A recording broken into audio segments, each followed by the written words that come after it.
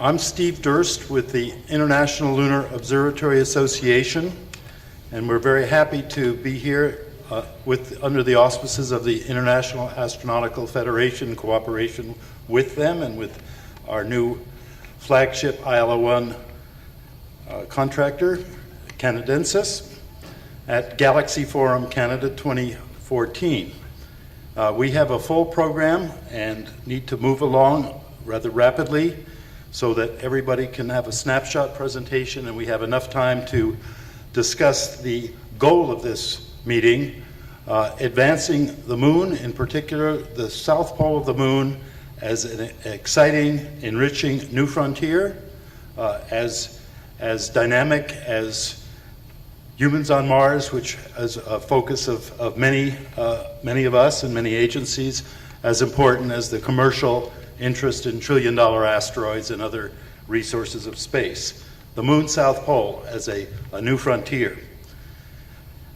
The first greeting that we're very happy to have being made by the executive director of the International Astronautical Federation, whose team has made these arrangements possible and aided us very greatly in including this lovely space. I'd like to introduce Dr. Christian Feichtinger to make the IAF greeting to our Galaxy Forum Canada.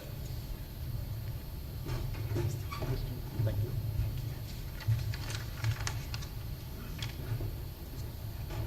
Good afternoon, ladies and gentlemen. I hope you are having a wonderful IAC week and making the most of these very interesting GNF events which take place in this room here.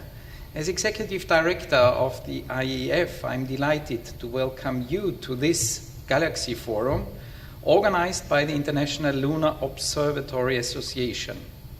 ILOA has been a member of the IAF since 2011 and is a proactive and highly valued member of the IAF family.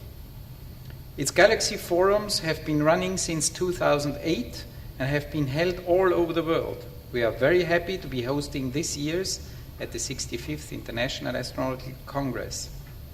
I'm sure it will be a fantastic preview of upcoming moon missions and an insight into those organizations involved in the commercial lunar renaissance. The theme of this IEC is "The world needs space." We need space both to understand our origins and our future, and to utilize the rich resources and opportunities it harbors.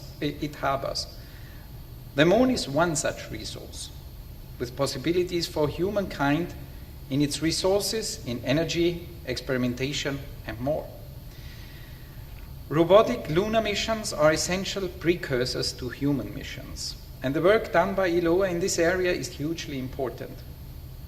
The moon can provide us with great science data, and its surface is a detailed history book, almost 4.5 billion years old. Its south pole is particularly a frontier we have yet to explore. Water detection on the moon is another great area of ILOA's research.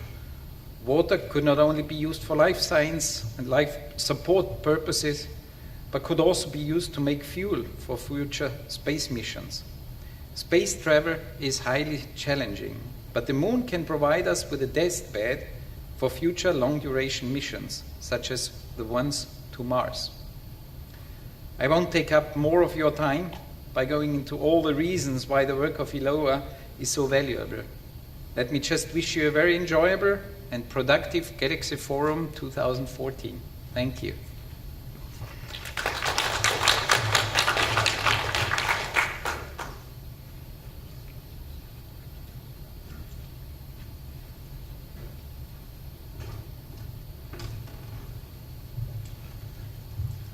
Well, I'd like to thank Dr. Feichtinger once again for taking the time from his very busy schedule and duties to launch our program.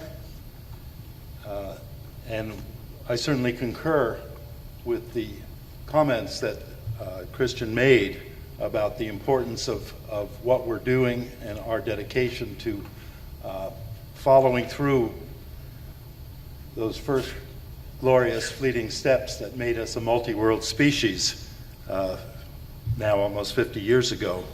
And that's certainly one of the impetus for many of our colleagues' work for the moon, to reclaim that, that status on a permanent basis. Humanity is a multi-world species, and then on to Mars.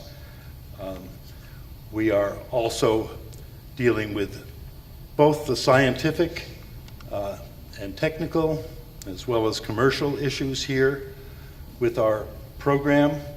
We're all eager to see that cislunar superhighway being developed, and I think we can proceed very, very rapidly with our other speakers, and I'm very appreciative of all of their efforts. I know it's not easy to get here, to be here, to prepare so diligently to make the best of our time and yours. To greet us from our hosts in Canada, we're also very lucky to have the chair of the local organizing committee, Ron Holdway, who we only recently met, who I hope will make a few comments in greeting our Galaxy Forum here in Canada and your attendance at the event. Ron, Dr. Holdway.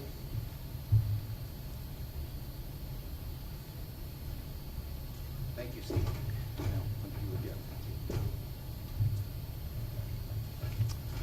I had prepared notes, but I don't think I'm going to use them after there's no point me repeating the kinds of things that Christiane just said. Let me just say ditto. But I wanted to say that one of the really fun things about the IECs and the IAF is getting to meet and listen to visionaries, people who are not bound by sort of conventional rules or thought. And I think you guys fit into that, and I think that's fantastic. And I'm so glad that you're here and you feel comfortable doing it here. And from that perspective, I'd like to welcome you. I also noted that beyond the technical points of view and physics that you're working with and thinking of and planning for, that you're expanding that to include the involvement of social sciences and how you might influence society in future, and why this might make what you're doing important.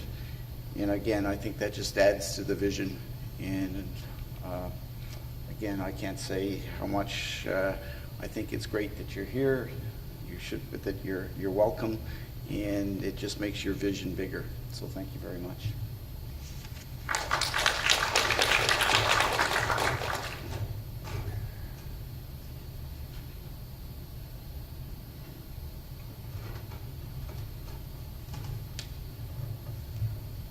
Well, it really means a lot to us to have these short but very significant greetings from the executive director of the conference and the chair of the local organizing committee.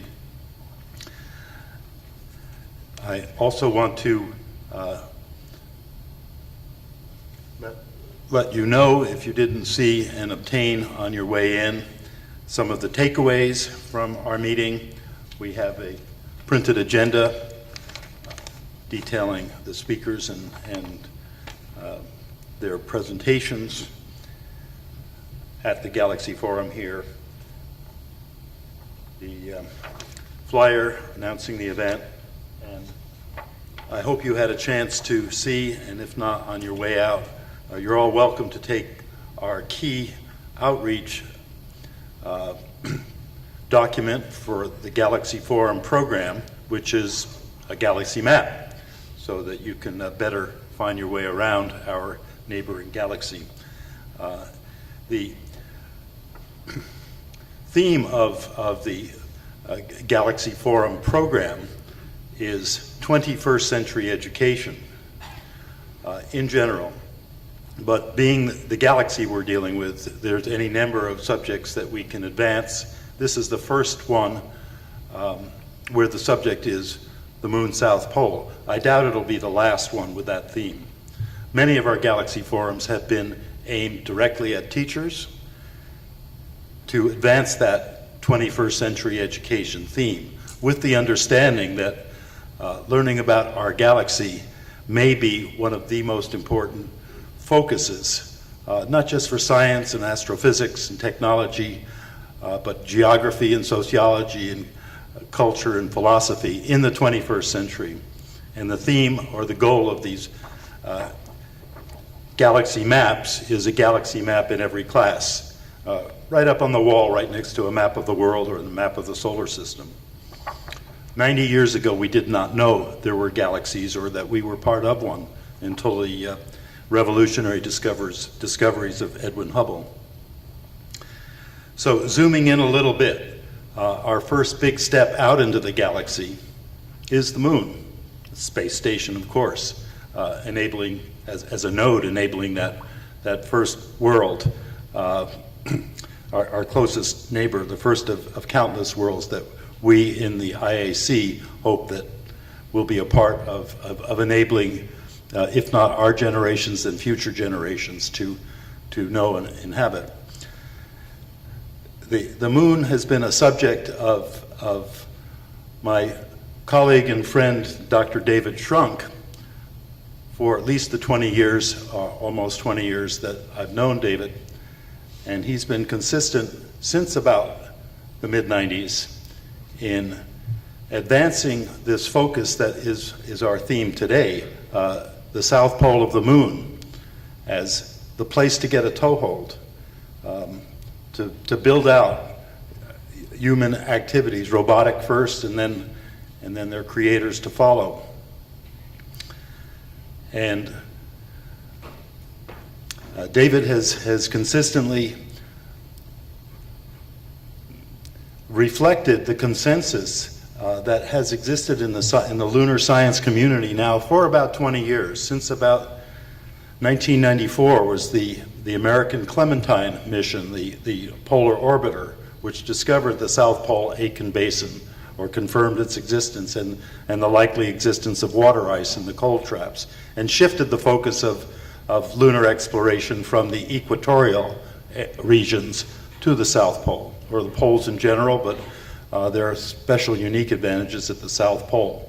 And that destination has consistently been reaffirmed, despite some flirtations with the North Pole and the attractiveness of the far side for astrophysical and other endeavors, and of course the more familiar near side where the Americans and the Russians and now the Chinese have landed their spacecraft.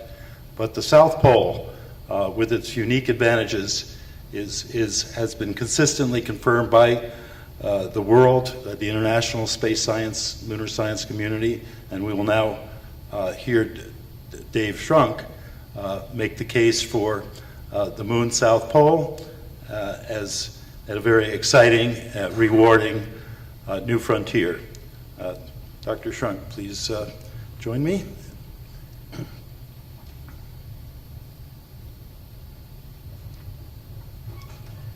Hey, Steve. Thank you. The audio visual. Where do I have?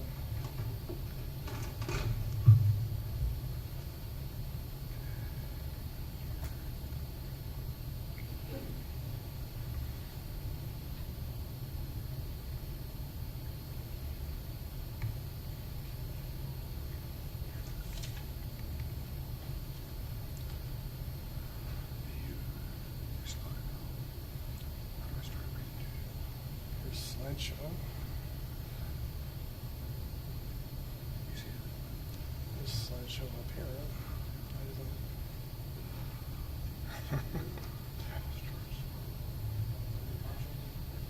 Here, I got it.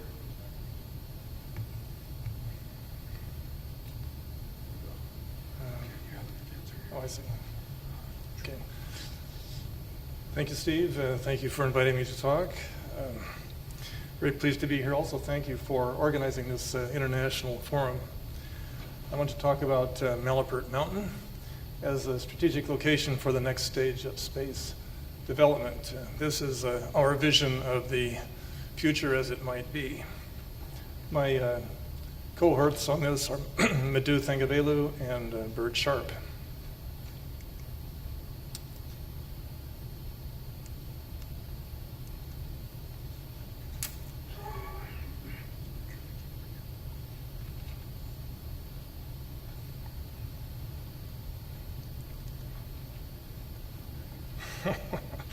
Once we get off the ground, we'll fly to the moon.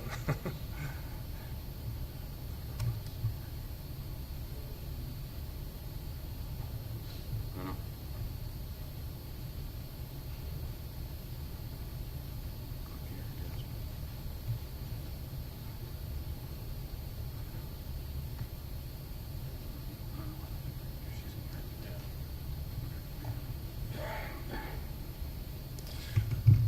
Okay, what should be the goal of humankind in space after the International Space Station? Should we go to Mars?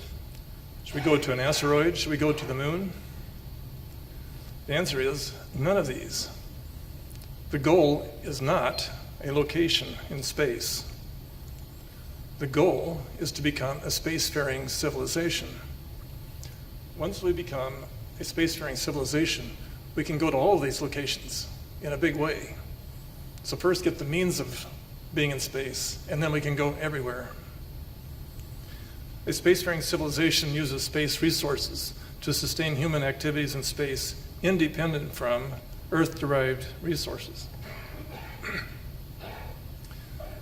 The Industrial Revolution occurred when the human expertise of the 18th century was linked to the resources of the Earth. But the resources of the Earth are limited. We've reaped the benefits of the Industrial Revolution. But we're running out of land, running out of water, running out of fuel. We're in a closed Earth environment. There are limits to what we can do. But once we go into space and we establish a link between our expertise at this time and the unlimited resources of space, we will be able to do big things in space. This will be an open space mindset, not a closed Earth mindset. As a spacefaring civilization, we will conduct large-scale science projects in space. We will deliver an abundance of energy and material wealth to the people of the Earth.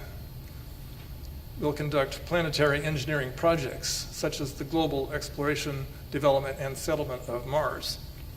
We'll explore the solar system in depth and launch the first missions to the stars. What are the means for becoming a spacefaring civilization? Well, we need to establish an industrial base in space and build up that base with space resources until we reach autonomy. Then we have become a spacefaring civilization. So what is the best site in space for an industrial base? Should we go to Mars? Now, Mars is a fascinating place. I love to study anything about Mars. I have a background in biology, and the prospect of seeing life or evidence of previous life on Mars is mind-boggling. It's a fantastic place to study and to eventually go. But for an industrial base in space, no, Mars is not the place. It's impractical. It's too far away, too difficult, too expensive. You can't do teleoperations, real-time teleoperations there.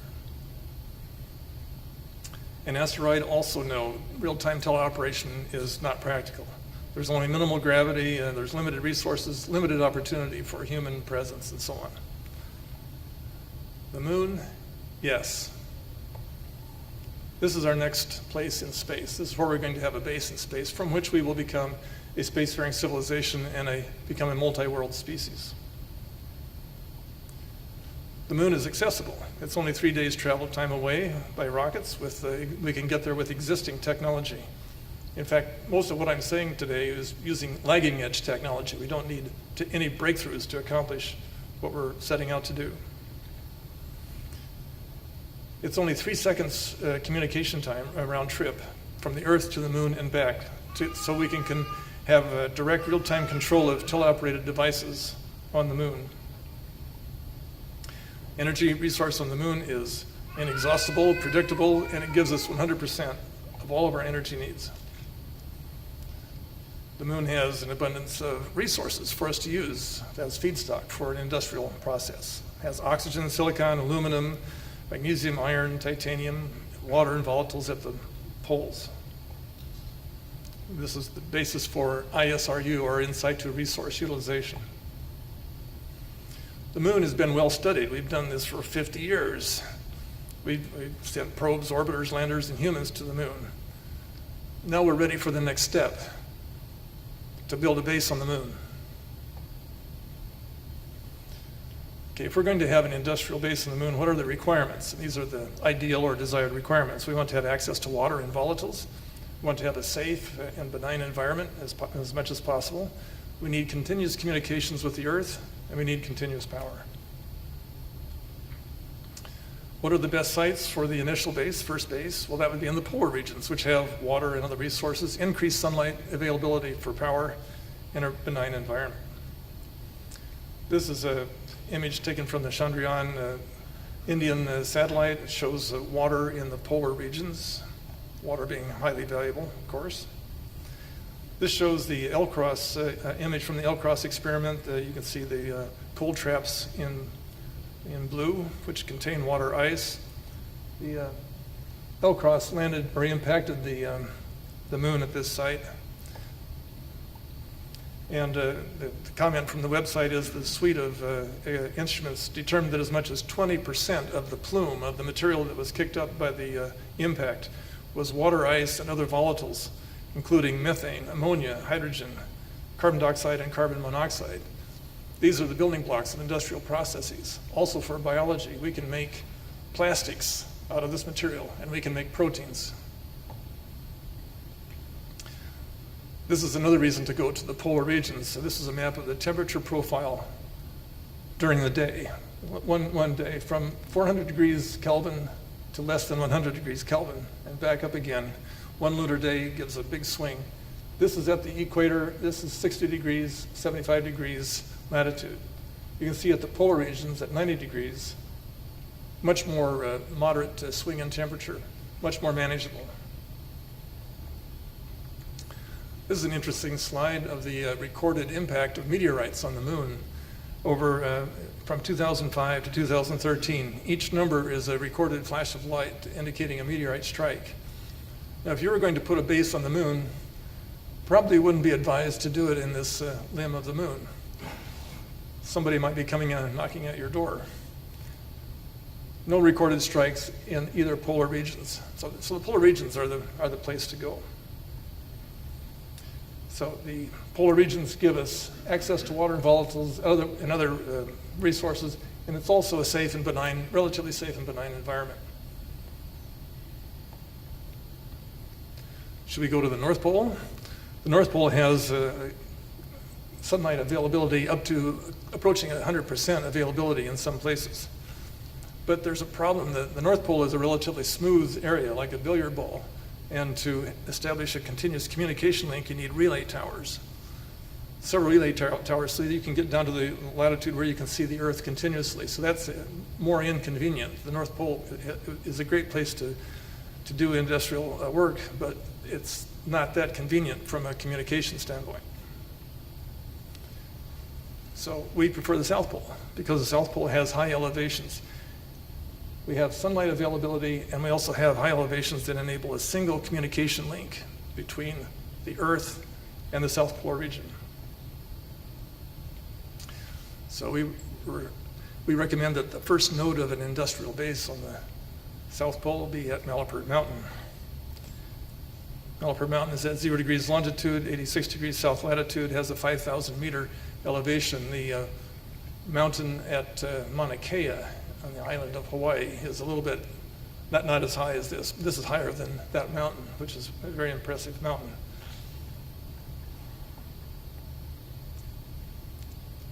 This is the geographic South Pole at the rim of Shackleton Crater. This is Malapert Mountain. It's more like a long ridge line, call it a mountain. And this is the direction towards Earth. So you go from Shackleton to Malapert to the Earth. The advantages of Malapert are that it gives you a direct link from Earth to Malapert and from Malapert to the South Polar region. It also has long periods of sunlight available for continuous power. Actually, Malapert receives sunlight about 70% of the time. This is a slide from the work done by Busi and Spudis et al. The colored areas, the red areas, show the points of maximum illumination. You can see 2 points at Malapert. Malapert has 2 peaks that receive sunlight. There's another series of areas here at what is called Leibniz Plateau. At Shackleton, there are 2 points that between them they have access to sunlight 94% of the time estimated. So you can have almost continuous power if you go to these 2 sites at Shackleton. Now the problem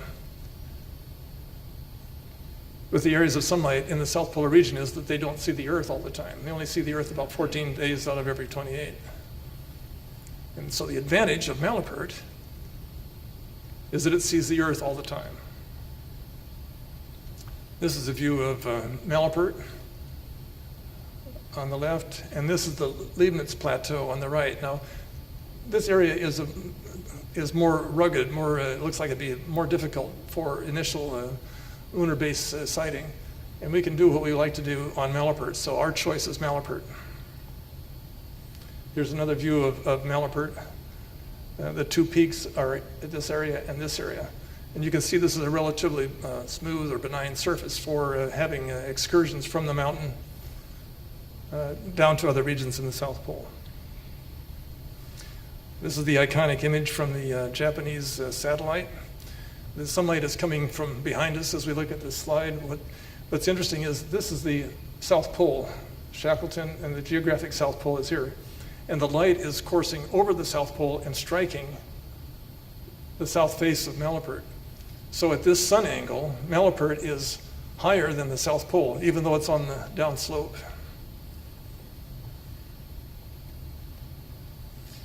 So the first node of a lunar base configuration would be at Malapert, and it would serve as a command and control center for activities throughout the South Polar region. We could have communication between a base at Malapert and the Earth. And from Malapert, we would control devices located throughout the South Polar region. If we had bases at these summit areas that had high levels of sunlight for power, they could all be controlled from Malapert, and we could control excursions down into craters from Malapert. So this is a command and control center. People on the Earth could be sitting at their consoles and directing operations from the Earth to the South Pole of the Moon. This depicts a rover in a cold trap in the bottom of a crater on the Moon. It would communicate with a device at the summit of Malapert, which would be controlled by the Earth. So we have communications between Earth and the areas of interest in the South Polar region. So by establishing a base at Malapert, a node at Malapert, we will satisfy the first 3 of these requirements. Now we need to find a way to have continuous power. Sorry, this slide, when I transferred it over, it skipped over and slid the words down. We want to add other nodes in the South Polar region. And this is Shackleton down here. And so we would use power beaming between nodes to have continuous power. Shackleton, these 2 sites receive sunlight 94% of the time, so it's basically continuous power. And they would be able to use power beaming to supply Malapert for power when it's in shadow. And Malapert, in turn, could send beams of power to Shackleton. And once we set up bases or nodes in this base configuration at other sites of high illumination, we could transfer power from one to the other and achieve continuous power. So with this setup, we now have all the requirements for a lunar base, industrial base. We've satisfied all of these requirements. And once that's done, we can import from the Earth tools for mining, transportation, processing, manufacturing, 3D manufacturing. We can also import scientific instruments for extensive exploration throughout the Aitken Basin. This is a treasure trove, as Steve has noted, for geologists, for example. We could also import telescopes. This is a very opportune time for international involvement. It could involve all nations in this development of the South Polar region. It would involve corporations and nonprofits. We could have a division of labor. Some groups might be better at mining water, and other groups would be better at making solar cells and so on. But they would all work towards a common goal of becoming a spacefaring civilization. The lunar base would use ISRU, in situ resource utilization. It would operate 24/7. Like I said, all nations could participate in this. We could have ground control stations in Liberia and Paraguay and Indonesia and everywhere else. We would make bricks, gases, lenses, solar cells, wires, metal beams, and panels. And with these, we would build lunar railroads, electric power grids, pipelines, habitats, greenhouses. Eventually, we would build mass drivers for, because when we have a sophisticated manufacturing process on the moon, we can build spacecraft. And with mass drivers, we can launch spacecraft from the moon to all regions of the solar system. We can build telescopes and employ them in the South Polar region. This is a depiction of what might happen, say, 30 years after we commission the first lunar base. These yellow lines depict the lunar railroad that goes around the circumference of the South Pole. In parallel with that would be the solar-powered electric grid that would be continuously energized and generate megawatts or gigawatts of power. Anybody that wants to come to the moon would just fly to the moon and plug into the existing electric grid that would be continuously energized. We would be able to explore this entire South Polar Aitken Basin and put up thousands of telescopes. We would become a spacefaring civilization with this capability. Now, the first step in making all of this possible is being organized by Steve Durst, the ILO-1. Prospects are to land this ILO-1 mission at Malapert Summit, and it would communicate with the Earth, as you can see in the background, and it would also be able to have communications with the South Polar region. It would demonstrate Earth-Moon communications, astronomy from the moon, looking at the Milky Way galaxy and other galaxies, and it would demonstrate international cooperation. The I in ILO is international. So in summary, our next goal in space is to become a spacefaring civilization.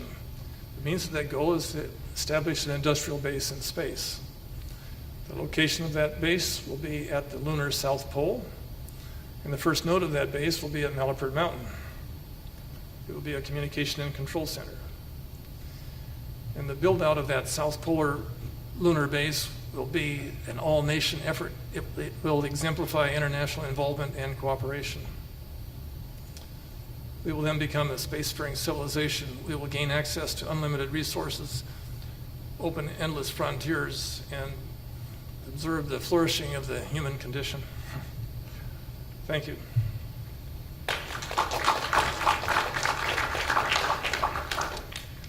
Phil, can I show you that one video?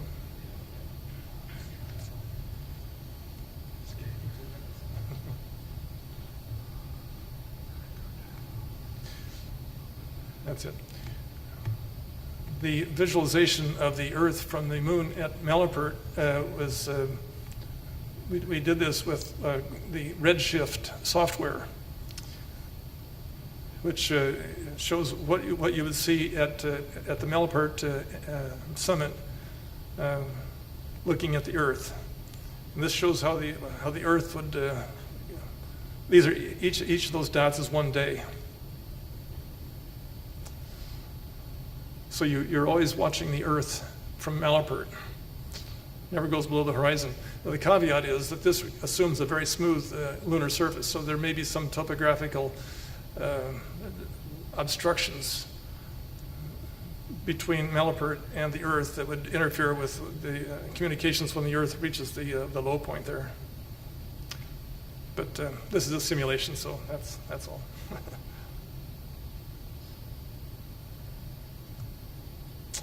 Thank you.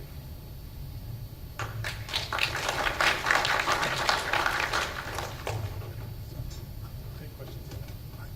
Okay. Yeah. Well, thank you, David, and I know there are some questions.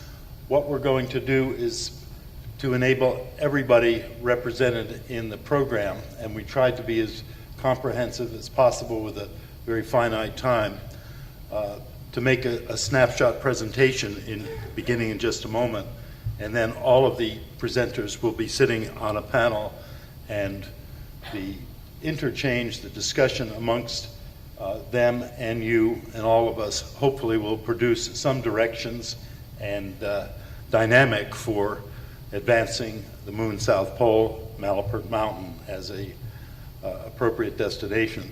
I should say again, or should have said it in the beginning, that Dave Shrunk is a accomplished aerospace engineer, medical doctor, you can tell by his affable bedside manner, and the author of a very significant and definitive book on the moon by the same name, The Moon. And I can't recall the exact subtitle, but I recommend it to you all, The Moon.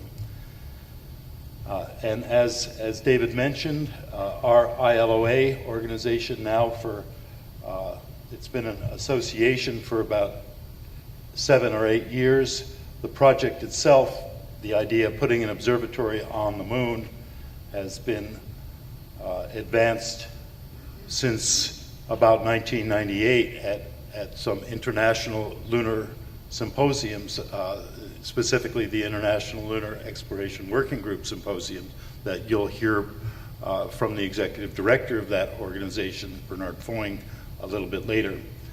We've tried to be comprehensive in the program by including as many representatives as we could and as the IAC was able to arrange visas for, from various countries, that is, from the 6 major spacefaring powers which have been established as such for 30 years, namely Europe, Russia, USA, Europe, India, China, and Japan, Canada, and we're very fortunate also to have a presentation from Korea. And I should say that even though visas were not available for even the highest, the directors of the various space agencies from, in particular, Russia and China to attend, and that impacted our forum here as well. The ILOA does have 24 highly distinguished directors all around the world, many of them astronomers, but a variety of scientists and entrepreneurs. And the ILO-1, our original flagship mission, we have 2 precursors, one of which we're involved with actively now, that is doing astronomical observations on the moon, on the Chang'e 3 lander with the Lunar Ultraviolet Telescope. We have another precursor called the ILO-X that's been already developed and ready within 6 months of a launch date for flight to the lunar equatorial areas on a Google Lunar X Prize competitor, Moon Express. But our flagship mission, ILO-1, we now are very delighted to be working with Canadensis and a Canadensis Aerospace Corporation based here in Toronto, and you will see later in the program the first animation, I haven't seen it, and a first mock-up of the ILO-1 telescope lander. Our first presentation, snapshot presentation, just 4 or 5 minutes from these major spacefaring countries that we mentioned, appropriately our hosts here in Canada. And again, we're very fortunate, having met some of the representatives of the Canadian Space Agency just yesterday morning, that one of them is here to give a snapshot presentation of Canada space interests, maybe some particularity on the moon if it's appropriate, but we will go through these snapshot presentations, keep on track so that we have 40 minutes, the last third of the program, for interaction and purposeful discussion. So please welcome Dr. Alain Ouellette from the Canada Space Agency.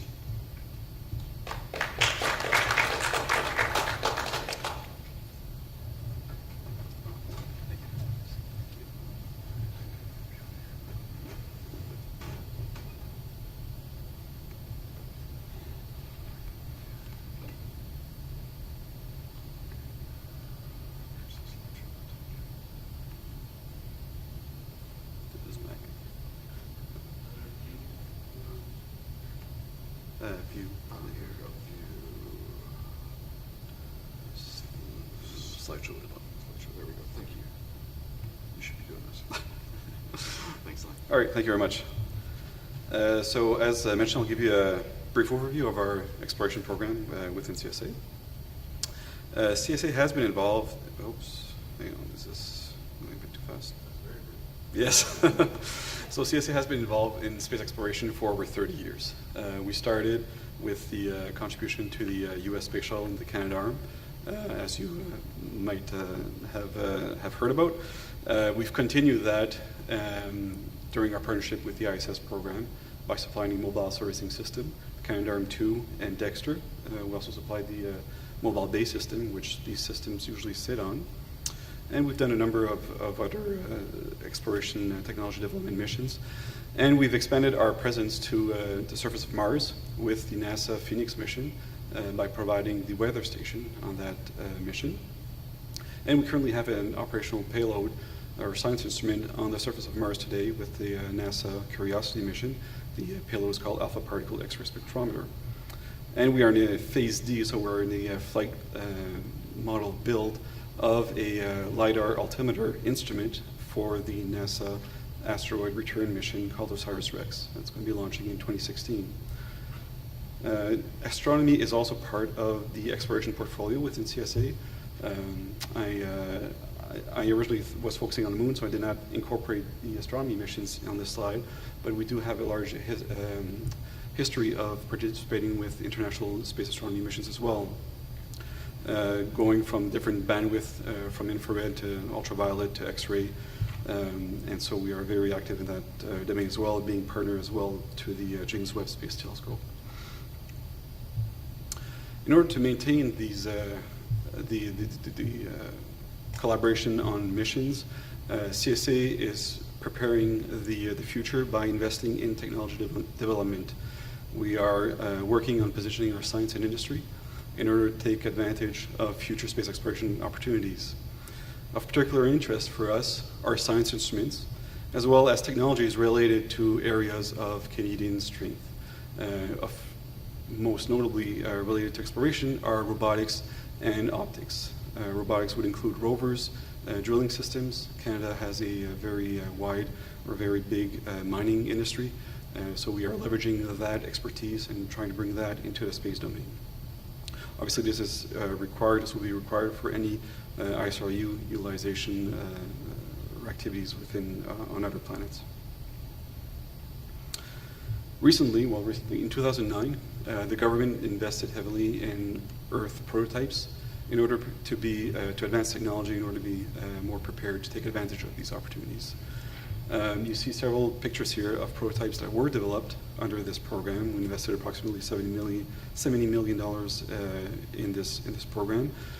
We can see different rovers on that slide, ranging from micro rovers to larger human-scale rovers. And we've also focused certain of these technologies more on the Martian surface, more on the lunar surface. So we've developed a wide range of capabilities, including subsystems like manipulators, as well as vision systems for navigation purposes.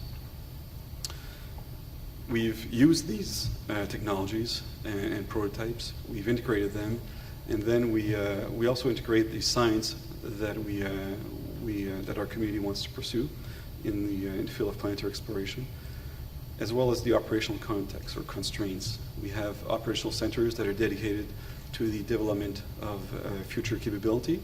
We integrate these three aspects of it, and we test them. We test them in our backyard on the analog terrain that you can see that picture of the bottom left there. That's in the backyard of CSA.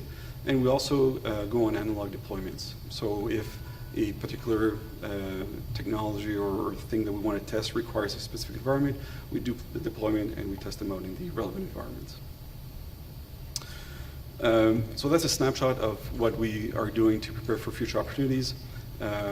If you've heard our president this week, he's mentioned the Canadian Space Policy Framework a few times. It clearly identifies space exploration as a strategic area for action. So we are definitely interested in establishing future opportunities in this area. We are active in continuing to develop key industrial capabilities to prepare for future international space exploration missions. So we're doing that, again, in the areas of robotics and optics in terms of exploration, and also preparing to future science. Although there is no approved lunar mission for Canada at this point, we are continually discussing with our partners and taking an active role in the IAC, which is the International Space Exploration Coordination Forum. This is a group that developed a global exploration roadmap. So partnership is really key for Canada. We have a extensive history of partnering with other nations, and we obviously see that as a key enabler for our future activities as well. So with that, thank you very much.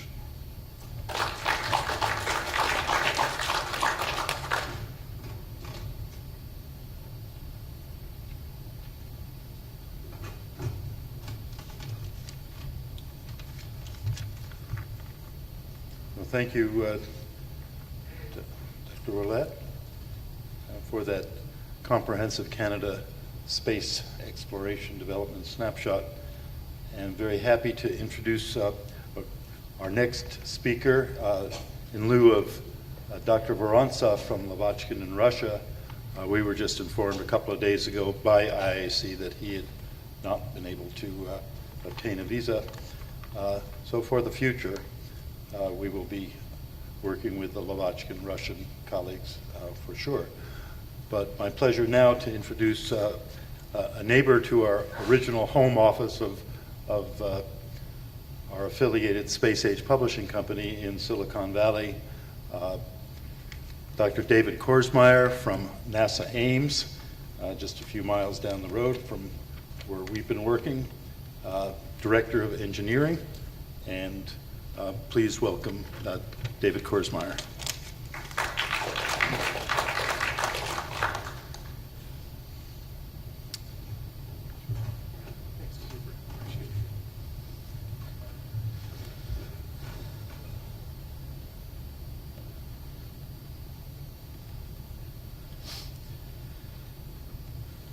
Thanks for having me. I greatly appreciate it. I work for the U.S. federal government, so I have about an hour's worth of slides, which I will not subject you to. But I will give you a brief overview of some of the very interesting low-cost lunar missions that have been going on at NASA Ames over the past couple years. We've had the fortune, actually, of being the focus of a lot of NASA's lunar exploration activities since the mid-2000s. For those of you that remember, L-Cross in 2009 was the big bang, so to speak, for actually putting the South Pole on the map. Dr. Warden was part of the Clementine mission, which first indicated a good set of hydrogen signatures on the lunar South Pole, and L-Cross was able to confirm that. We basically slammed a Centaur upper stage into Cabeus crater, followed it up with an instrumented ESPA ring to validate the content, and as was indicated earlier, a significant fraction of the plume ejecta was volatiles, and by that we mean ices and oxides. So tremendous stuff there. The one we just finished this past April was Laddie. I have to admit, that was a polar orbiter, and the next one is Resource Prospector. I'll go through those very, very briefly, but again, L-Cross was a $79 million mission, really using remainders of the Lunar Resource Orbiter, LRO, which actually went up on the same launch vehicle. We used the upper stage of that joint launch vehicle to basically fly around the cislunar system for a while until we could line up to a South Pole impact. And we really saw tremendous amounts of stuff. Laddie, which was our next mission, was also a Class D mission. This was about a $250 million mission, looking at the exo-atmosphere of the moon, which is the statically raised dust that came as the terminator between light and dark on the moon, slowly progressed around that planetoid, and basically charged up the particles, and they rose up onto the order of 250 kilometers above the surface of the moon. So we were able to find very interesting stuff, some very interesting chemical species there. But again, it was an equatorial mission that launched on September 6th of last year and actually impacted on the far side at the top ridge of a crater on April 18th of just this year. The next mission we're working on is called Resource Prospector. This is currently a Phase A mission, meaning we've got approval to move forward on the planning, and we're currently working to identify all our partners. We're looking for an international partner, and several of the groups in this room have been discussed with. That being said, the goal is specifically to go to a polar region. We are open to both northern and southern regions.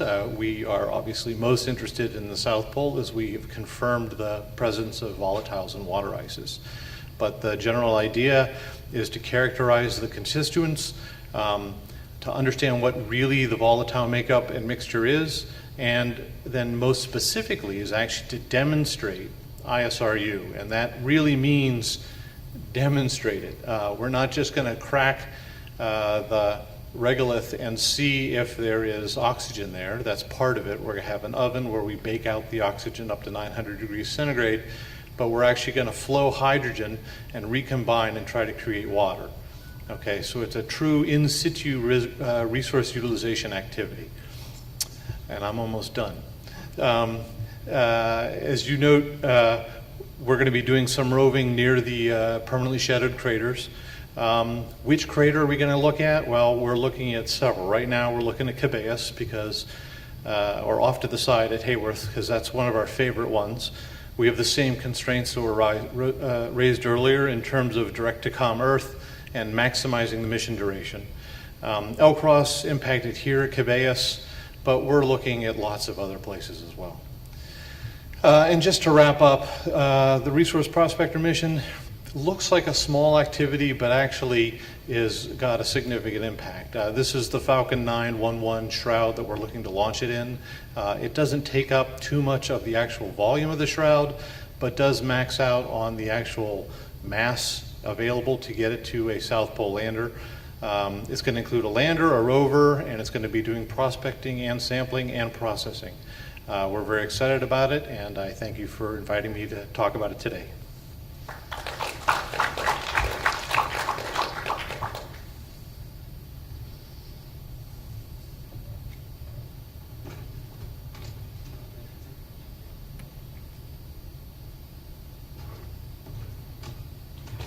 Well, thank you, Dr. Korsmeyer, for a very focused and excellent and inspiring presentation, and reminding us that NASA Ames has focused on and conducted lunar polar missions. In fact, after the first Apollo missions, when we, human spacefaring countries, began returning to the moon, in 1994, with the U.S. Clementine mission, a polar mission.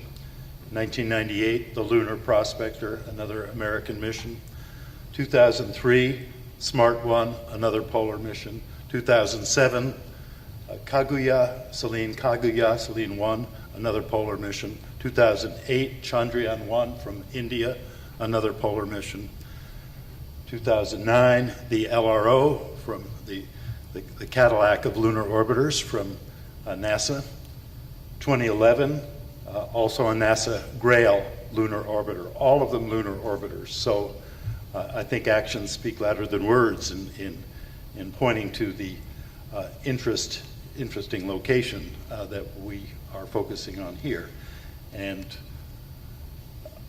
we will continue that discussion all together during our panel discussion with a very talented moderator that I will introduce before the discussion. But now we have a presentation from Japan, from JAXA, the Japan Space Agency, and I'd like to thank, I don't see our Japanese director, ILOA director Misuzu Onuki, for introducing us to Dr. Hashimoto from JAXA, who will summarize JAXA interests in lunar matters.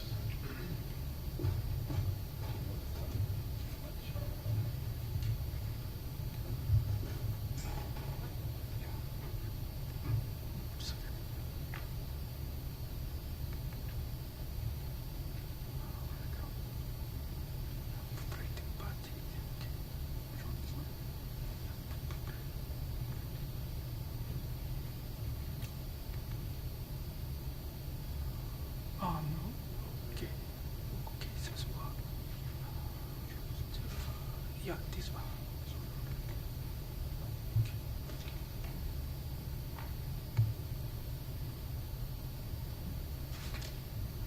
Yeah, thank you. Yeah.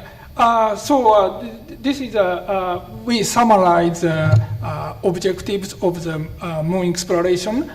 First is the scientific interest, detailed and subsurface geological observation to know the evolution of the moon, and geophysical observation to know internal structure, and volatile investigation. That means water ice or some other volatiles to know the origin of moon, and also moon surface environment investigation for future exploration. And for the viewpoint of technology demonstration, safe and accurate landing technology and surface mobility, night survival or return to Earth technology is, should be demonstrated as the best test bed for future solar system exploration, that is moon. And also moon has some political or outreach or educational effect. We think, especially, that is a contribution to international human moon exploration. So this is a landing site candidates which our scientists selected. That is limited to the near side, but many candidates here. And that is the column of both means that we have had open house of our campus last year, and at that time, the general public voted to the interesting landing sites like that. At that time, South Pole, 431 votes. That is the second one. And interest on South Pole is like that. Any categories? For example, geology, ejecta from SPA basin will be found, or geophysics, that is very useful for long time. Sunshine is useful for geophysical observation, like that. Of course, volatile environment, and technology demonstration is also possible in the polar region.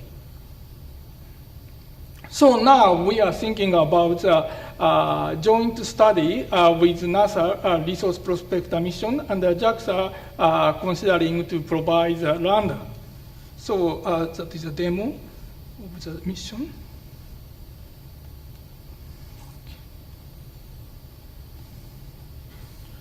Oops.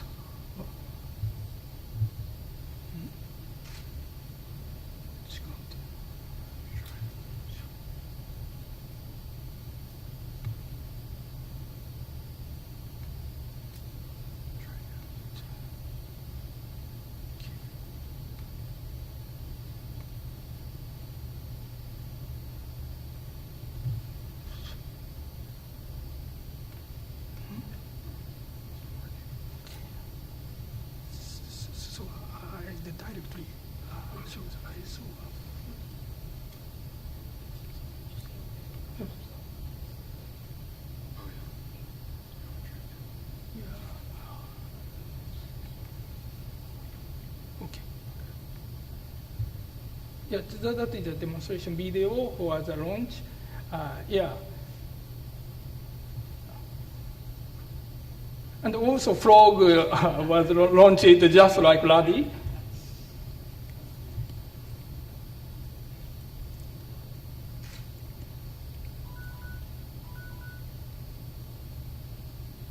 Now we are considering the propulsion module and the landing module configuration, so separate in the lunar orbit. And flying above the a little dark polar area. And the land.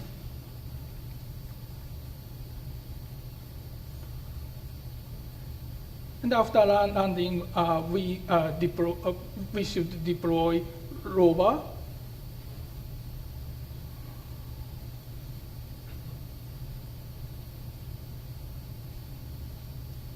Like that. Okay. Yes, that's my short presentation. Thank you.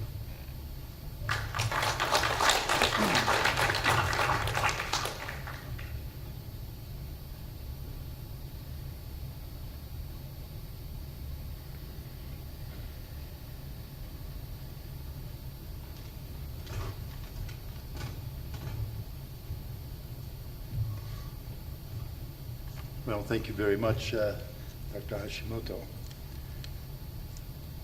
The next presentation, we were fortunate last year at the IAC. We had a different Galaxy Forum. The focus was on human moon missions. And we had an excellent presentation from Carrie, former director. And this year, his colleague, Dr. Jun Min Choi, head of the Satellite R&D head office at Carrie, Korea, will be making the presentation from Korea, which has a very dedicated and robust lunar exploration program.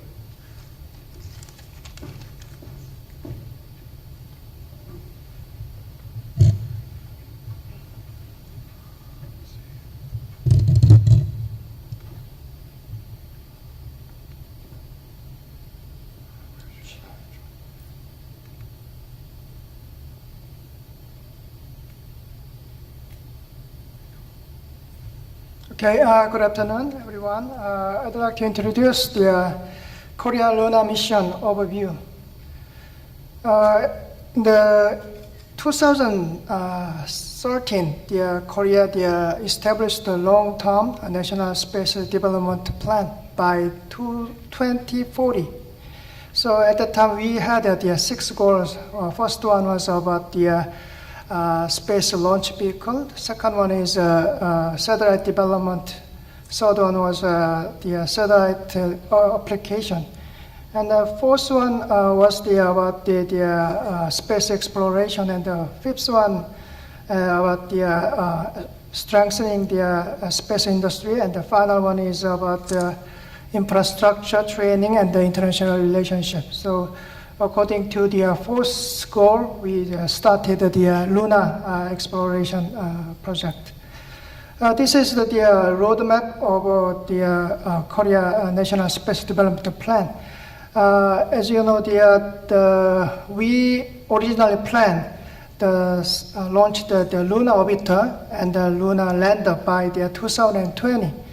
But the Korean has a quick temper, and then we like to verify our technology, so we decided to send the Pathfinder orbiter around 2018. So we have several checkpoints to receive the big project. So we passed several feasibility study. So we expected the budget from January 15th. Okay. Originally our plan was to send our orbiter by 2023, and we are going to send the lunar lander by 2025. But in the middle of the presidential debate, our new president declared we are going to send the lunar lander by 2020. So now, fortunately, we have some supporter. Okay. Actually, now we have two stages. The first stage is to send the lunar orbiter pathfinder by 2018, and the second stage is to send the orbiter and the lander twice, is 2 times by 2020. And then for the first stage, the Pathfinder, the weight is around 550 kilogram, and then we are going to use a foreign space launch vehicle, and then at that time we are going to construct the ground station, which include the deep space network antenna, and then for the second stage we are going to send the launcher and the lander by the Korean space launch vehicle. At a time, we are going to include a rover in the lander, and then we are going to demonstrate our technology, such as the space internet. And then this is the architecture. So through the Pathfinder, we made use of the impactor, lunar impactor. And then for the deep space network, we need support from the ESA or NASA or ISRO. Okay, for the deep space networking, the goal is to establish a Korean deep space network antenna. The size is approximately 24 through 34 meter, compatible to the worldwide deep space antenna. And then finally, we are going to demonstrate our technology through the space, the internet. The objective is to establish the delay, the tolerance network for space internet between ground station, orbiter, and the lander and the rover. Thank you very much.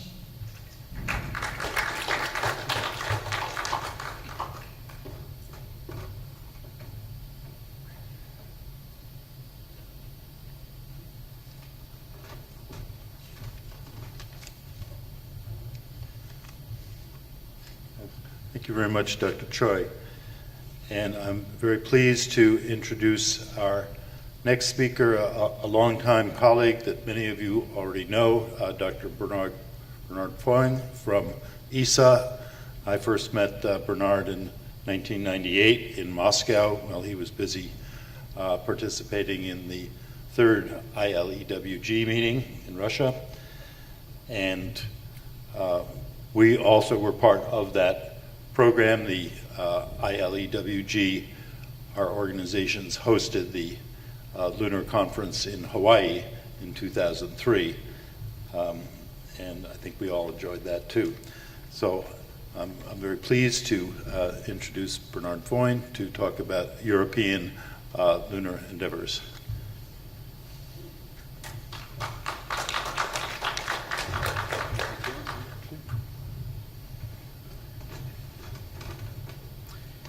Yes, so good afternoon. Indeed, we are long-time lunar friends with Steve and with many of you that I recognize, and we want that to continue. I want to give a ILWG report, and I've tried to focus it on the Moon South Pole exploration, Moon South Pole, and humans and galaxy also.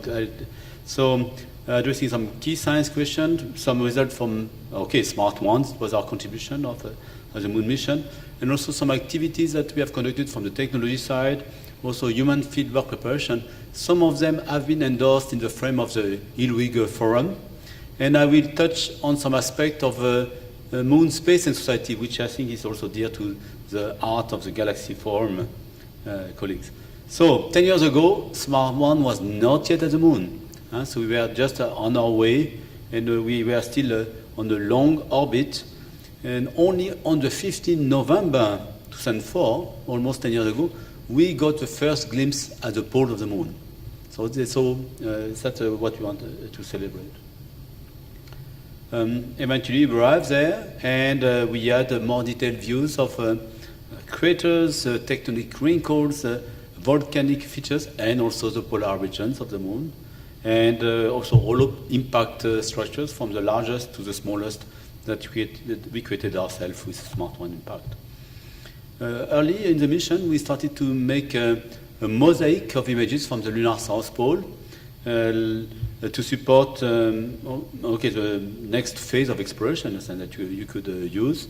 And we had a repeated imaging of some areas in the South Pole. And in particular, we found out that from the analysis of 130 images, there was an area, not exactly at the South Pole, Shackleton Rim, but nearby, that was very highly illuminated, more highly illuminated than many others. So we called it the Smart One Peak of Light. So that's a place where you could place a rover with solar power. But we recognize also the merit of the Malapert, and so clearly South Pole infrastructure should include both. Then after Smart One, we were, thanks also to some of the networks that were created with some of these EDUIC conferences, the one that took place in Hawaii, and then we had one that took place in India, then we had one that took place here in Toronto. So I see many colleagues were involved there. Chris was there helping organizing the one in Toronto. We use the EDUIC Forum to give opportunities for research collaboration, and then we placed, for instance, 3 ESA experiments on board the Chandrayaan-1 mission. And as you know, this led also to fundamental discoveries in volatile in the pole. Now for the future, after some studies of a European-only mission, now we are looking at a progressive program where we are making studies to contribute some element of technologies to the lunar exploration program. So technologies of landing site characterization of the polar sites, technologies of navigation, descent, drill system, instrument, and scientific involvement.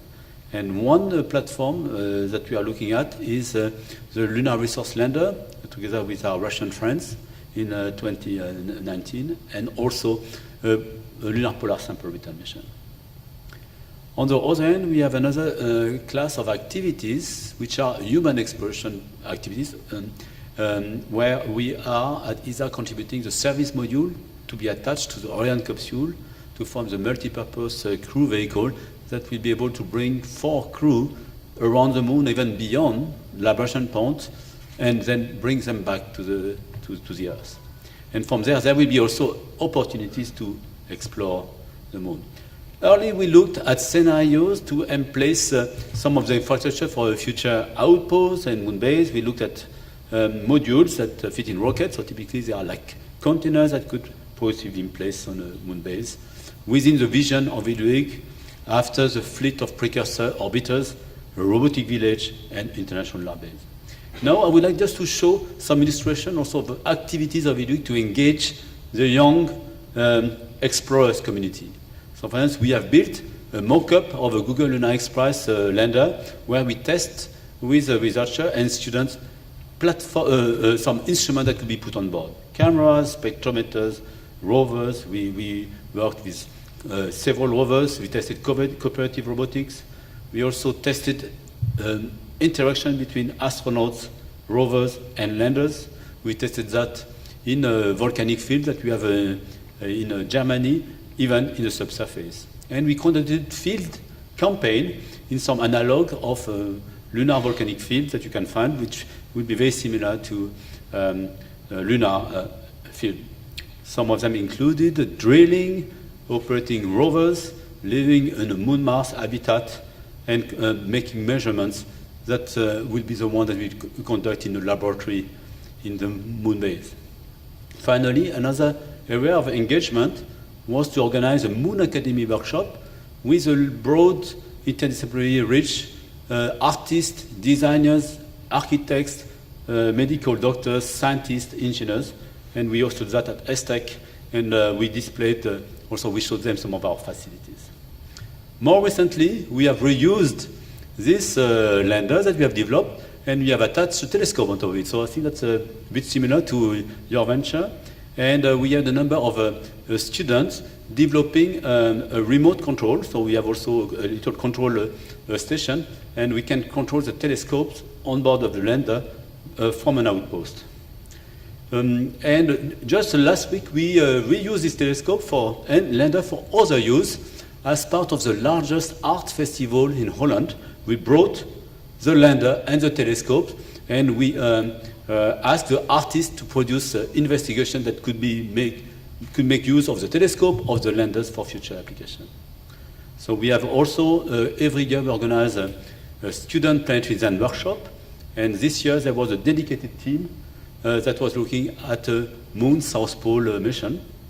And also, adjacent to that, we organized an art, science, space and moon workshop where artists have produced a amount of artwork simulating what would be life on the moon, how it could be to bring also living organisms on the surface of the moon. And we also asked our astronaut, Gerhard Thiele, to address a large number of students that could be part of our next activities of lunar exploration. So we have organized within COSPAR a number of lunar sessions, and we are looking also next year to go on this. We are going to organize the next EUIG large conference in 2 years from now, attached to the COSPAR assembly in Istanbul. Thank you very much.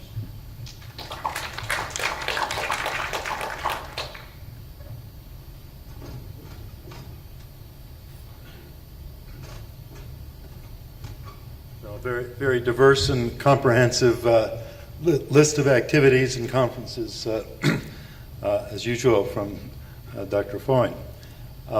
Before we start our panel discussion, and even before we take 2 minutes or 3 minutes to look at the first time ever animation of the ILO-1 instrument developed by Canadensis, I do want to again apologize for the fact that nobody from CNSA, from the China National Space Agency, was apparently able to visit the IAC.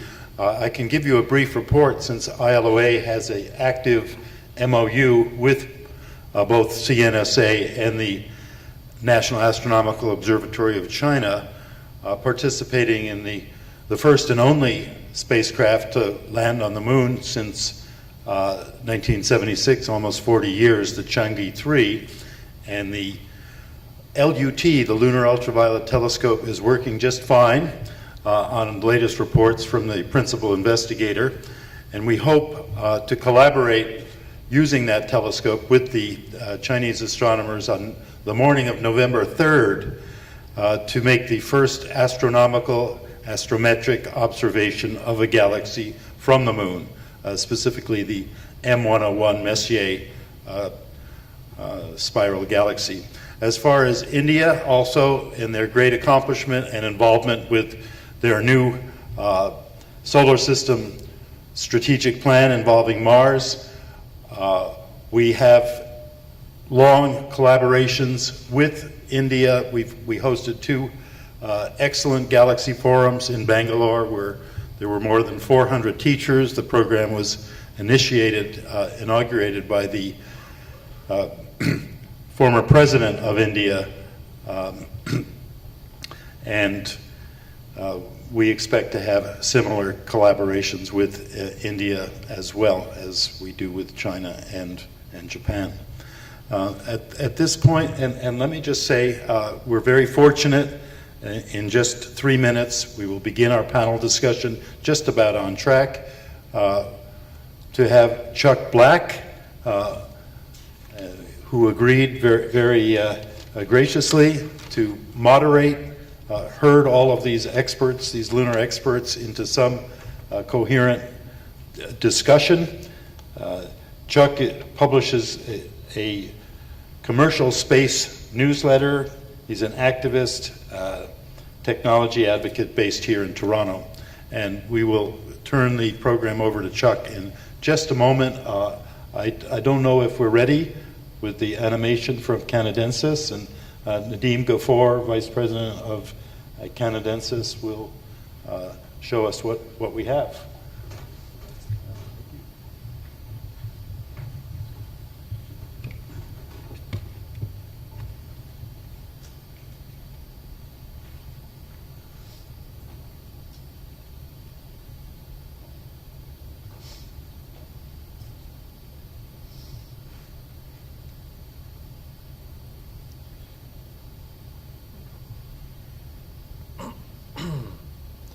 Sorry, we're just pulling this up on a memory stick here.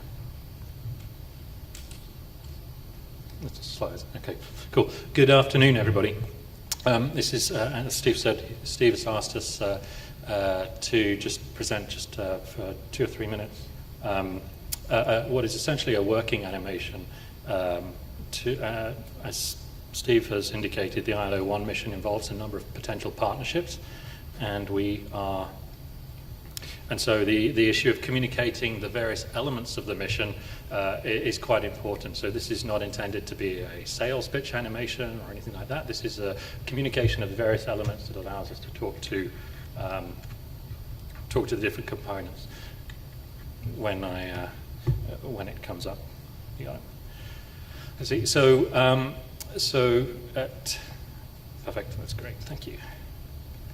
At Canadensis, we're particularly proud to be supporting Steve on this. As individuals, a number of us have been friends of ILOA and collaborators and even contractors with different organizations for several years. And so on a certain level, it's very moving for us to be trying to work in this phase, as opposed to previous phases, not so much on the ideal vision that will at some point happen, but turning it into something that is an implementable mission in the near term. So instead of going with the ideal mission in the near or far term, a strong mission grounded in the current and evolving international landscape of mission opportunities and potential international collaborators. The other component that Steve has mentioned as very core to the Galaxy Forum is, of course, the outreach component. And there's a short element that you see here which talks a bit about that. But at Canadensis, the idea of accessible space is very fundamental to us, and it's right there in the principal requirements of the ILO 1 mission. So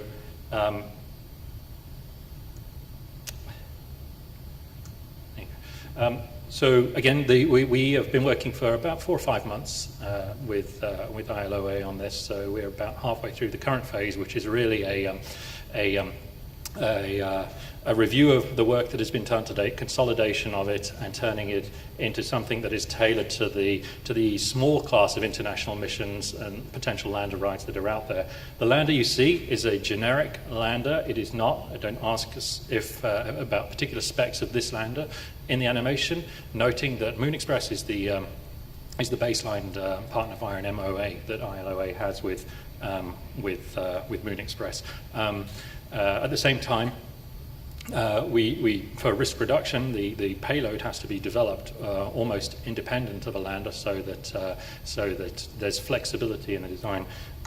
There are, you see here, unfortunately it's blurry because we're freezing the animation, but there are 3 elements, and when you see later on a similar, just a pure visualization mock-up, there are 3 core elements to the ILO 1 payload physically when you look at it. There are first and foremost, there is an RF system, which is a dual-purpose communications antenna and an RF astronomy dish for small-scale RF astronomy. And there are 2 optical imaging systems. One is a small telescope. We were very excited, all of us, to hear about some of the collaborations, the activities that Bernard was talking about at ESA, and a really good synergy with ILOA there. A large telescope for optical astronomy, and a small telescope which may be used and focusing on imaging of the providing whole Earth imaging. So you see here after landing and localization of the lander, the move is to move as quickly as possible into taking RF astronomy observations and making that data accessible early on to the public via some of ILOA's innovative approaches to data publishing, public participation, both in the control and the data access. The optical astronomy on stows from its hold-down mechanism, and then again, not really shown very much in this animation, probably more in a couple of months. You'll see a little bit more of some of the approaches to the communication and some of the pushing the envelope types of public participation that ILOA and and Space Age Publishing are trying to factor into this.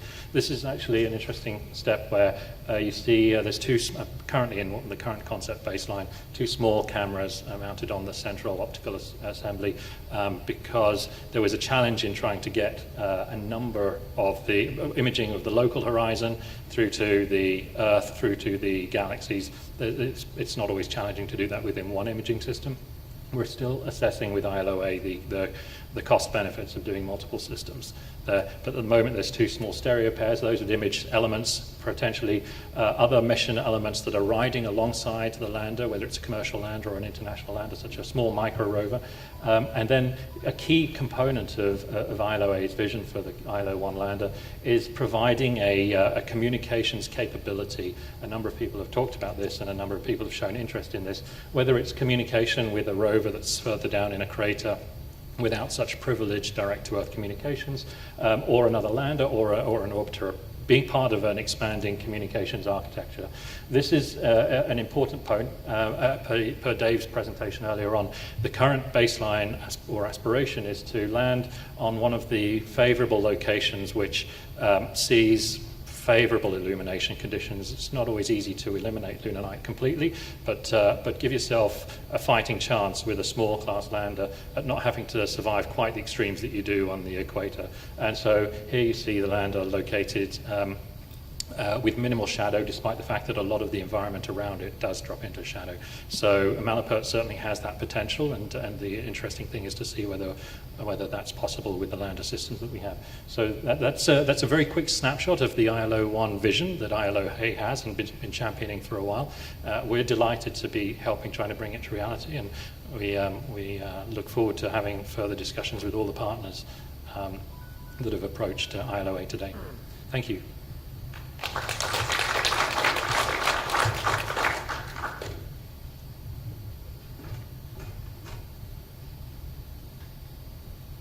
Okay, well, I'd invite all of the presenters to come up and join me on the panel discussion. And let me introduce Chuck Black, who has, as I say, very, very graciously agreed to handle questions from you and from Chuck himself about the Moon South Pole. Good afternoon, everybody. My name is Chuck Black. I'm mostly a writer. I think it's important to note that you wouldn't actually trust me to do any of the things these gentlemen to my right are planning to do, and any of the things that the gentlemen to my right have actually done. They're very skilled, they're very knowledgeable. We are very lucky to have them here today, and hopefully I can ask them a few questions to do them justice, and after we've asked one or two quick questions, I would be more than happy to take some questions from the audience, if that's okay with everybody. And I'd like to start off with Alan Aulette, who's with the Canadian Space Agency, which is the organization I know most about. He gave a very good presentation earlier today. He talked about some of the rovers and some of the technologies we have, and I couldn't help but notice that the current issue of Canadian Geographic has a really nice profile of 6 or 7 of the rovers and their capabilities and their technologies. So, and that's sort of my question for you, sir. I'm hoping to ask a little bit about the key technologies you believe that Canada brings to the table, and how we can help the international community move forward with exploration of the moon, be it at the equator or the poles or anywhere else. Thank you. Can you hear me? Yes. So I believe that Canada has quite a few things to bring to the table when we talk about exploration. One of the things that I did try to highlight is the key area of capabilities that we do have within this country in our industry to be able to collaborate with future missions. Some of these are, or two areas specifically, are robotics and optics. In a lot of these concepts that we're looking on future missions, we talk about mobility or drilling, if we wanted to, ISRU type activities. And so those are expertise that we are developing in Canada. We have developed a large series of prototypes, which you were pointing out in the magazine, and we're continuing to position our industry to be able to play a role in our future missions. One area of challenge is the lunar night survivability, as was mentioned several times, and thermal management aspect of it is key, and we are also studying that and trying to advance that technology in order to be more prepared and to have a better mission in the future. Thank you very much, sir. Dr. Hashimoto, I saw your presentation. I was most impressed with it, particularly this slide where you talked about possible landing sites for, I believe it was your resource prospector. One of those sites was indeed at the South Pole, and I was wondering if you'd go into a little bit more detail of the criteria your organization is using to decide where they will be landing. Yeah. Originally, we have a plan to land the South Pole. Next, how can I say, first landing point is lower or middle latitude, and the second one is the South Pole we thought. At that time, we thought the South Pole in the very, what can I say, long time sunshine area is our need for South Pole, because we are planning to perform the geophysical observation, like the seismic observation or electromagnetic observation, like that. So that needs a long time duration observation. But however, now a little changes the mind because we plan to collaborate with NASA. So now our landing point is more close to area that is close to the water ice. How can I say? Expecting the water ice exists point. So now they're discussing about the exact area in the South Pole. Thank you very much. My next question is for Dr. Korsmeyer. You've done an awful lot of things for the last couple of decades, but I was most interested in your presentation when you were talking about the resource prospector. And I'm curious if you could tell us a little bit more details about what NASA plans to do with the resource prospector. Oops, did I miss somebody? Sure. Is this on? Well, you don't need to know who I am, with apologies. So Resource Prospector actually has two particular goals. Actually, I should say three particular goals. One is simply to do actually its namesake. It's to prospect, right? So it's going to be looking for high areas of indications of volatiles. It's got several instruments that will allow us to look for them without actually digging. Second, it's got a drill or an auger, which is actually going to go and drill into the surface down to about 1 meter, pull up elements of the subsurface regolith, which hopefully have higher concentrations of the ice. Third, it's actually going to ingest that. We don't know whether it's going to be an arm. We don't know whether it's going to be a part of the drill yet. We're in trade studies on that. It's going to suck it into the actual rover, and there's several instruments that we're developing. One called Oven, which is appropriately named in that it is hot, and it will bake out the material and release the volatiles. And with that, we'll be able to tell really what it's made up in. We'll have a chromatograph that will allow us to figure out what actually the chemical composition of the things that bake out of the regolith will be. So it's find it, get it and look at it. That's what Resource Prospector is going to do. Very nice. Dr. Shrunk, my apologies for missing you. I'm hoping to do this in order you're up on stage. But I'd like to ask you, you seem to be the expert on this. You seem to have written many books on the idea of the South Pole of the Moon as being a reasonable next stage for unmanned and even manned exploration and settlement at some point. And I'd like to know a little bit more about how you decided that this is so important and how you decided to go write your book.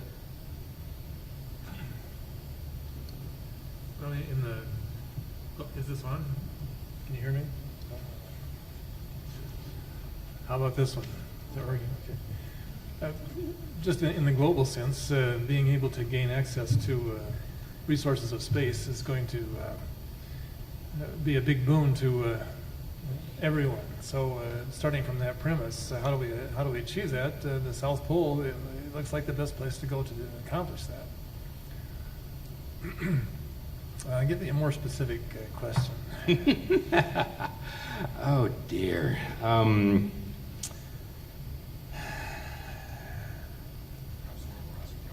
Yeah, I think that's fair. The South Pole, as I mentioned in my talk, is very benign in lots of respects. You remember that slide that I showed showing the meteorite impact? I think the same thing may happen with the solar flares. If you're on the equator, when there's a solar flare, you're going to receive a lot of radiation. But if you're at the poles, the solar flare may just go over you because the moon has basically no magnetic field. So you might be able just to get inside of a crater or down the slope and you'd be away from the solar flare. So the poles are advantageous for several reasons. Mm-hmm. Resources, protection, and so on. So that's a very logical place to begin. And once we start doing, the whole emphasis in the past 50 years has been on research, gathering knowledge, and what scientists do, and that's great. But now we're ready to start building. Okay. And then the poles have the resources to enable us to do that. The L-Cross showed that we have all these the feedstocks for industrial processing. So that's fair. And the next question is for Dr. Foyne. You seem to be the advocate here. You seem to have so many great pictures of so many of your students and so many of the people you've worked with, and they seem to be very enthusiastic about what's going on. Could you talk about some of the young people today, some of the people who are academics who are coming on board, how they feel about a project of this nature? Yeah, indeed, we learned by experience when we developed Smart One, which we approved in '99 and we launched in 2003. Mm-hmm. That the moon is a great platform to engage young professionals, to engage the public, and that's why maybe we started earlier than some of our other colleagues. But now everybody is at the moon, and we also saw that there was a resonance in each country. And when we had a Smart One around the story of going to the moon captivated the youth. The fact that it could be done in a short time scale. They say, oh, I can be involved, I can join some of the instrument teams, I can analyze some of the data. And also we had a group of young lunar explorers that staged events in different countries that accompanied some of the milestones of Smart One. And then we have continued this when we are involved in the follow-up mission. We organized events with young lunar explorers for Kaguya, Chang'e, for LRO, and so there is a worldwide community of young lunar explorers. More recently, we also engaged not only the classical explorers from the science, technology, engineering, and math field, but also the rest of society. So artists also have the spirit of explorers, and they are very good also to communicate to the public and make the public think out of the box. And the moon is a bit out of the box. Now we know that we can reach this box, and that's a good feeling for the youth that they can be empowered for a planetary exploration project. And the first step is the moon, and also they can communicate with their close families, with their colleagues, and involve them in lunar exploration. That's very good. I'm going to ask one more question before throwing the questions open to the audience, and my final question is for Dr. Choi. And my question is about JAXA and Kerry cooperating on the Selene 2. I'm hoping you can tell us a little bit about that and about the path to cooperate with some of the other organizations up on the stage right now.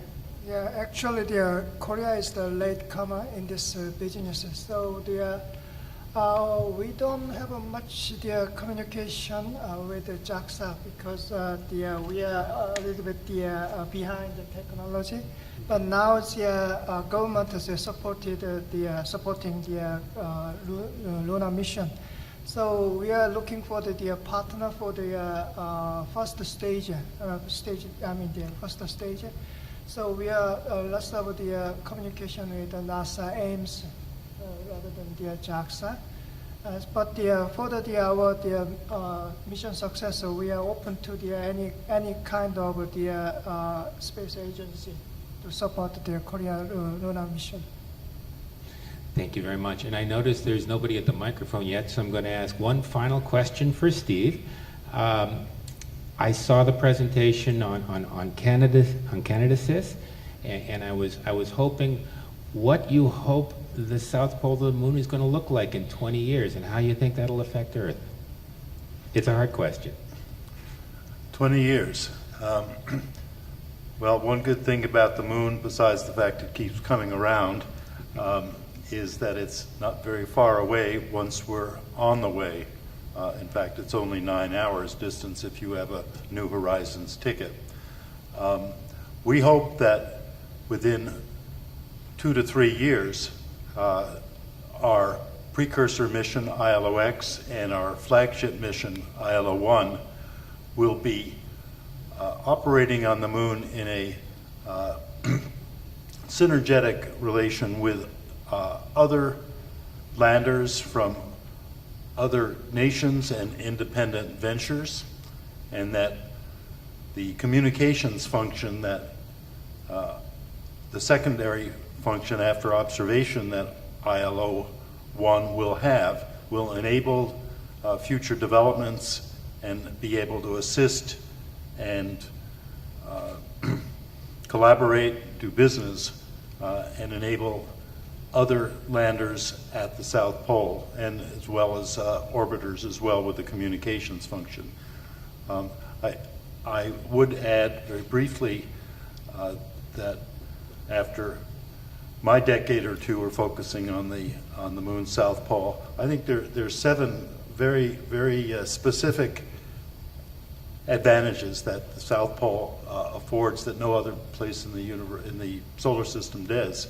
Power, favorable thermal condition, communication, ice water at the cold traps, the volatiles at Aitken Basin, which is a treasure trove for geology and mining, the southern hemisphere celestial skies, of which the Milky Way is afforded a great view, and interestingly, we on Earth have developed our South Pole 100 years ago after the South Pole of Earth was reached.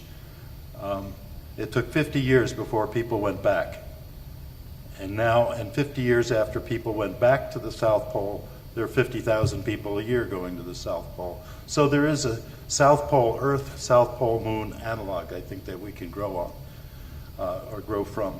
And at ILOA, we hope to establish 10 to 12 partnerships with areas around the world in which we have conducted these galaxy forums and built relationships with organizations and individuals that will be involved and supportive and stakeholding partners in the ILO-1 mission.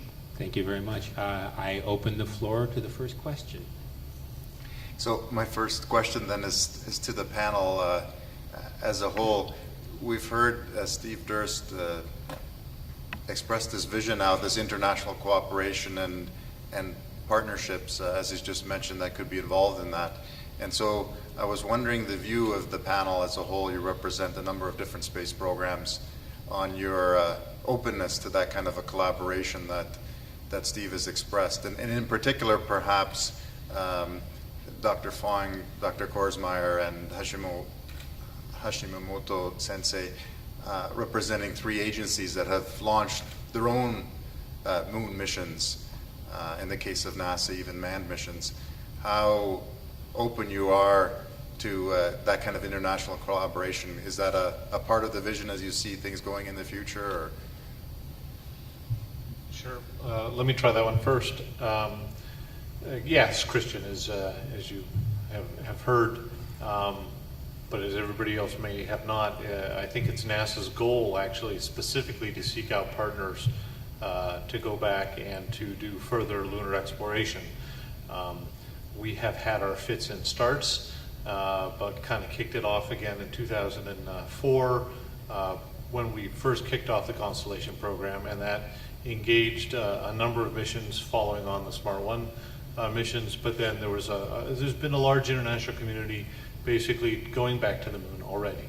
As we go back to get on the surface, and specifically the South Pole, NASA's recognizing that we specifically want to have an international partner if we can work it out. Now that's above my pay grade, but technically there's great competencies at other space agencies, and it would be advantageous for everyone, I think, to work together both on the science and the engineering to make this work out for the best.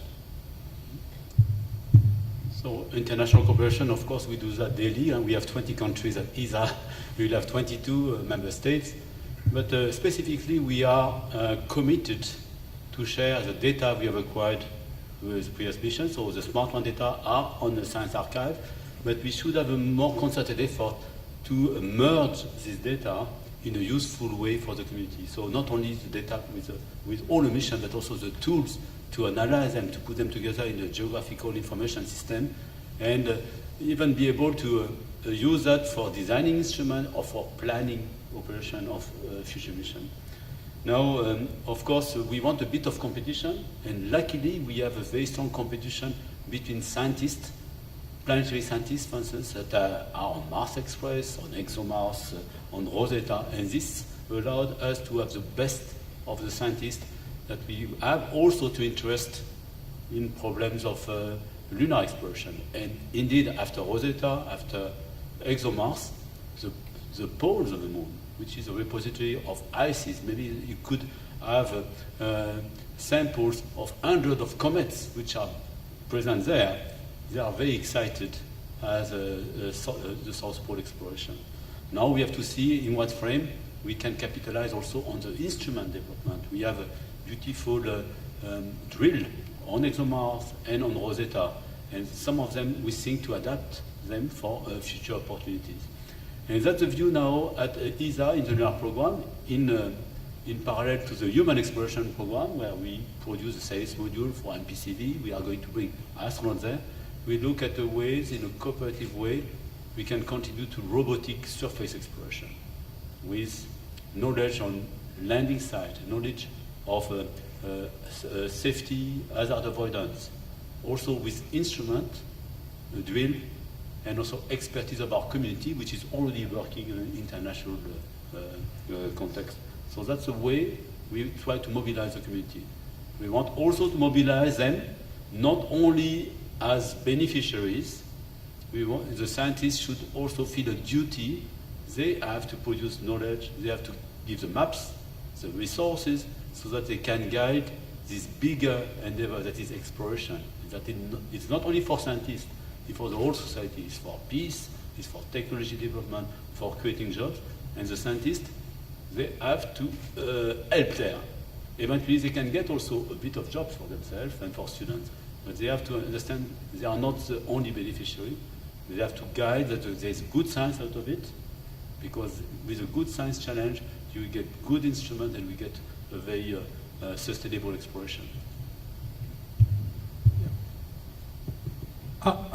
In the Japanese situation, of course, international collaboration is very important, we think. But in case of the science, the output is for human viewing. So international collaboration is very easy, but technology development, that is a kind of a competition of the industries like that. So to persuade to the government to get the budget, international collaboration is a kind of becomes sometimes a demerit. So we have to needs a trade-off. For example, in case of the resource prospect collaboration mission, we have a big debate in Japan because we would like to develop a lander and also a rover and the drilling and many things, but it takes a lot of cost. So we focused on the first mission. As a first mission, landing technology is first. We think about. So we decide to collaborate with NASA, and we are concentrating on lander and rover or drilling or other agencies like that. So such kind of international collaboration is possible. So that is a case by case. But in Japan, of course, international collaboration is very welcome.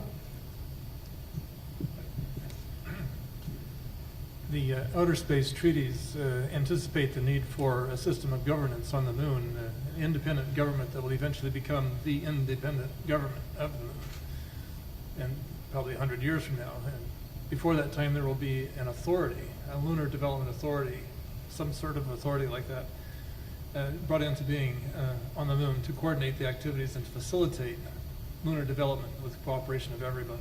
So we can anticipate steps in that direction towards lunar governance. Thank you very much. It looks like we have 2 or 3 minutes left. I'm hoping that's enough time for 1 or 2 more questions. And our next question. Yeah, I'd like to ask about the lunar resources. When you look at I know in the Chinese space program, every time they talk about what they're going to do at the moon, the issue of helium-3 comes up.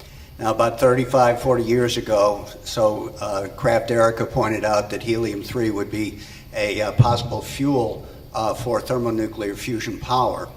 And in fact, it's one of the fuels that wouldn't be radioactive, deuterium and tritium are the other alternatives. And apparently the Chinese have actually really honed in on this very closely because there's a lot of talk of it in the Chinese space community that that's what they want to do, that is a resource for the 21st century as they see it. But here in the US or here in North America, you don't see too much of that. There are a few projects. Harrison Schmitt is pushing it, a number of other people, but when you talk to people at NASA, you talk to people in the lunar program, it's usually just a question mark. And my question is to you who know the resources of the moon, what is the view of the helium-3, regardless of what you think about the possibilities of fusion? Some people are not optimistic. I am. If it does happen, then of course helium-3 becomes really the big kahuna on the moon, because that would provide energy for possibly hundreds of thousands of years. But anybody would like to answer on that, on the helium-3 question. I have a short one on that. I mean, you have to recognize to China, they have an experience as a long civilization. And for this reason, they have a long-term view. And that's why they are still around after thousands of years. And I think that on a time scale of 50 or 100 years, I think it's really worthwhile to think that helium-3 can really be a source of energy. Now, there are a number of challenges on Earth. You need to process a lot of material to get the helium-3, even if, 10 tons of helium-3 would be the equivalent of energy that Europe is using per year. So a cargo of 10 tons, I got the energy for the year for Europe. But I think that we have also to look at capacity technology building before this phase. So we need also to use some other resources in situ. We are developing also at ESA some studies how to manufacture objects using lunar soil.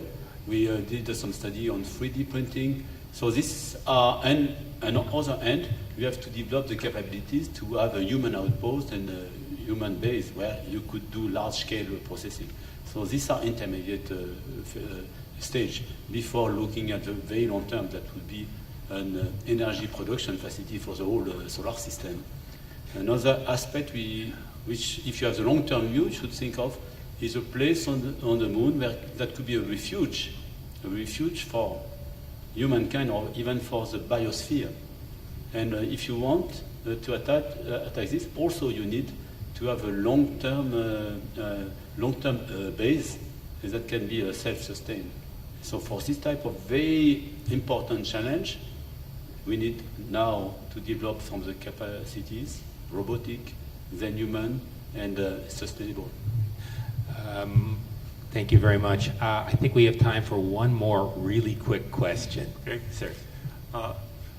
There's been a lot of talk about cooperative planning, and there are different agencies that do that. There's an industry council, there's International Lunar Space Exploration Coordinating Group, but I don't hear too much specific proposals on something that would actually create a structure where we can cooperate on some of the protocols. So most of the major countries have a geological survey organization. So you know where the resources are, you have excellent mapping to locate them, but you also have an agency whose concern is to say, well, what can we do with the resources? How can we use them? And so, in looking at how can we look at creating some sort of a collaborative framework, there are limited places that have extended illumination. So we need some agreements about access to those. If we're going to make the investment for power, then probably how is that power going to be shared? If we have ice deposits, then there's a question of how can we collaborate. So I don't see as much in the conference. My apologies. Your question. Yeah, this question is there some discussion of that kind of mechanism to better coordinate the goals and the results of our engineering and our vehicles that are going there? Okay.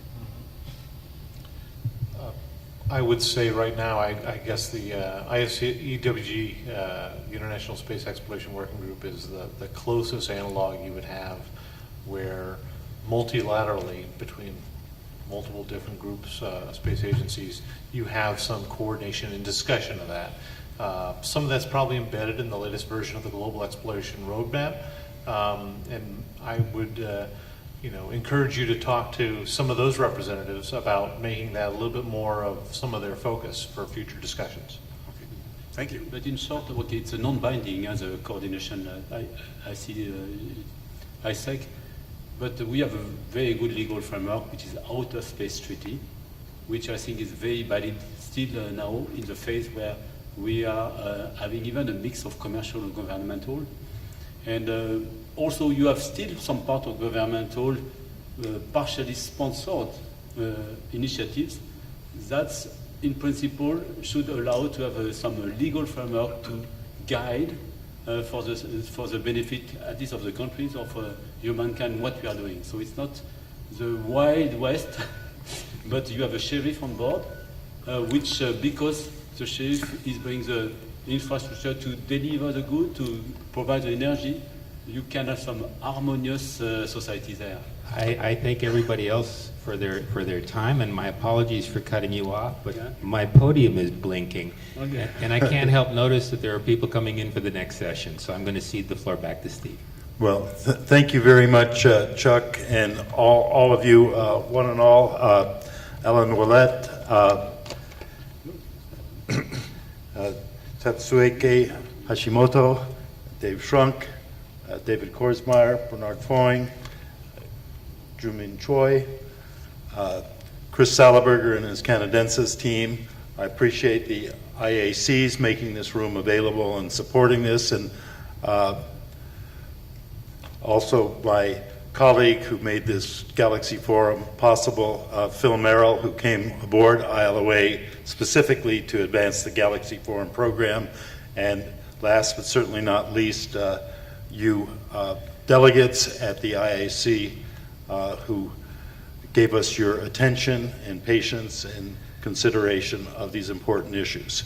So thank you all very much, and to be continued. Aloha.